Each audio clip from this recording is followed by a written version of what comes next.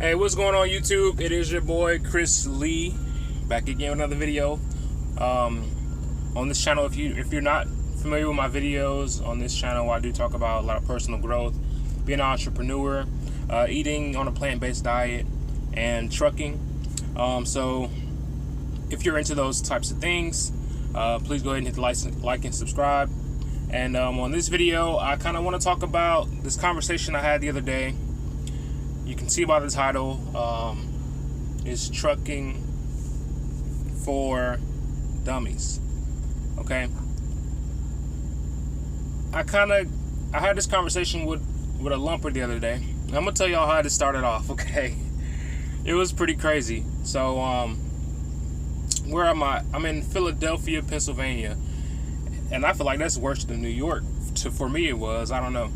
So I'm looking for this this building, and couldn't find it. Drove around for like about an hour and a half. Finally found it. It was behind the building, and then like the building where the address was, it had like a note on the door. It said, "This is not the place. If you go down 2 lights and take a left, you'll be at the place." So I did that. Got to the place. Actually, this is another place. I'm tripping. But it's the same. Like if it was Walmart, I went to 2 Walmarts in one day. Then the next day it was another Walmart. So I get to the place. Sorry for the confusion. I get to this place where I'm dropping off. I'm unloading. I had like 3 unloads on this trip. So I get to where I'm supposed to be at, and there's like 3 people standing in a line to get inside the building. So okay, so I pull up, I park, I get my paperwork, and I go and I stand in the damn line. So I'm standing in line, and everybody's like they're not open yet. Okay, so I start chopping it up with the dude next to me. 2 people on the stairs, and then this one dude like that's down off the stairs, and he's just standing there waiting for them to open the door. We start chopping it up. He tells me he's a lumper at the place. He stepped outside to get a cigarette, and that they lock the doors or something like that, and that it happens often. So we just started talking. He's telling me that he has 9 kids, and he has like one just prodigy son who's in college, and that's all good. And he's like, my kids get an allowance and all this other stuff about his kids. Some of them save the allowance, some of them spend it. And he has this one son who he asked him one day, "What do you want to do with your life?" And he just stared at him, like, and he was like, he's kind of like my knucklehead son. So, and he's like, he's not aspiring to be anything. And I was just like, man, like I would love to mentor this kid and just talk to him and just kind of figure out where he's at, because I feel like he's like in a situation where his older brother gets like all the attention, and he might not get all the attention that he wants or needs. But he was like, yeah, I have a knucklehead son, and I think I'm try and get him into truck driving. It's like, you don't have to be too smart to get into truck driving. And I was like, I didn't take any offense because I knew what I knew. But I was like, yeah. He's like, either truck driving or the military, because he had went to the military. So I was like, I would definitely, if it was me and those are my choices, I would choose. I was like, I'd probably tell him to do the military first, because you'll get like that experience traveling across the world, and the world is going to teach you a lot of stuff. And I would not choose to be in a truck knowing what I know now, because this is a lifestyle. Once you get in this truck, like, this is what you do. Yeah, you still travel and you do all that, but it's a lot different than, you know, learning different cultures and all that stuff. We're still in the United States. When you do this, like, you kind of get more of like it's more of a nomadic lifestyle. You're living on the road. You're living in your truck.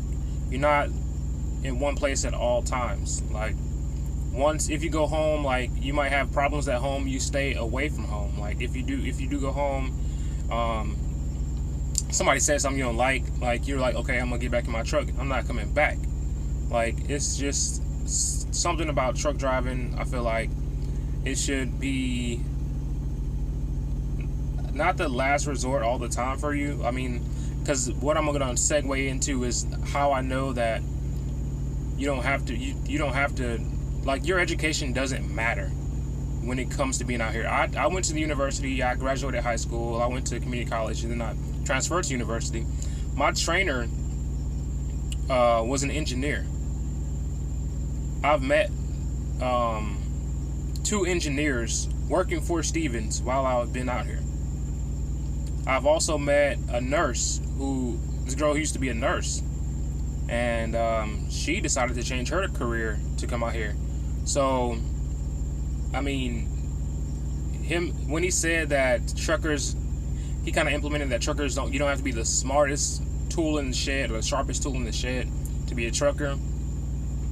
I was like, that's kind of yes and no. Like, if you're smart about it, you can make a lot of money.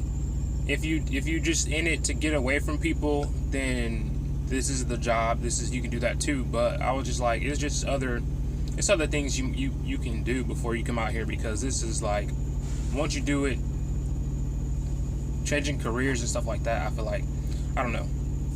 I don't have plans on changing my career. I have plans on building a business out of this. So I just wanted to come on here and let y'all know kind of what that conversation entailed. But get this, so while we chopping it up, okay, he told me that door was locked. The other 2 dudes up on top told me that door was locked. Let me tell you about this little science experiment that I heard about it. This little psychological experiment with some monkeys. All right, so it's like 5 monkeys in a room, and there's like a pole in the room. At the top of the pole, there's some bananas. So every time a monkey goes up to try to grab the bananas, they're blasted with water. So eventually they keep going up, and eventually the monkeys start to pull each other down so that he wouldn't get blasted with water. They cleared all 5 of the monkeys out the room and left 1 monkey in there that was newly introduced to the system. He didn't even know why they was pulling them down, because he wasn't there in the beginning when they was getting blasted by water. He just knew that if you climb up, you get pulled down. So a whole new set of monkeys is put in the room.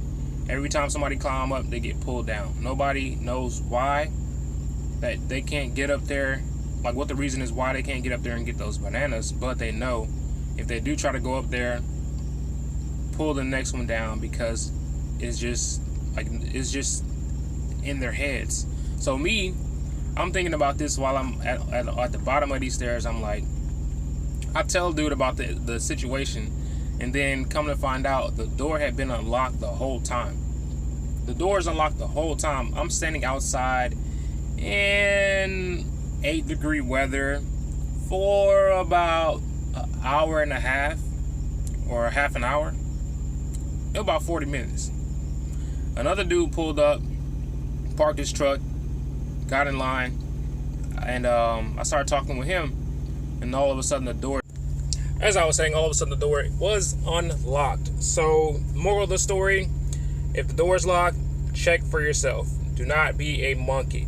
If you enjoyed this video, like I said in the beginning, please go ahead and like and subscribe to my channel, ChrisLeeTV. It is your boy, Chris Lee. Thank you guys for coming and tuning in. Deuces. Yeah, they say in the new day that nigga be spazzing.